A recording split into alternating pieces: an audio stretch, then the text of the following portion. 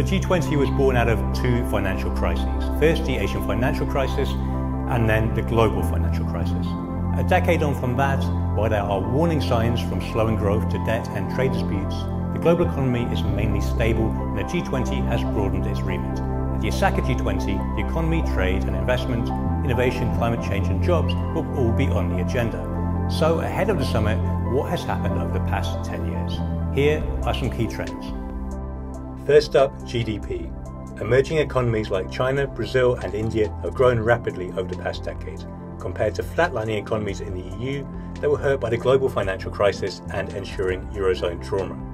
The US, also hit hard in 2008, began to recover in 2011, has continued to grow steadily since.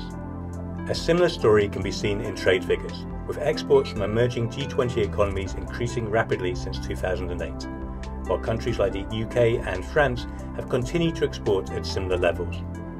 In 2009, the year the G20 decided a $1.1 trillion aid package to boost the global economy was necessary, export numbers for all its members dropped.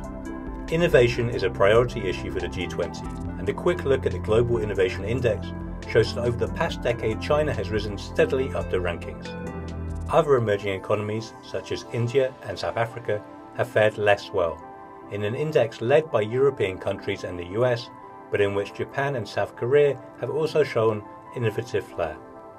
Finally, a glance at investment inflows among G20 members over the past 10 years shows a peak in investment in the EU and the US in 2015 and 2016, while China and India have seen a steady rise in investment over the period, to make, unsurprisingly, the EU, the US and China easily the most invested in G20 members.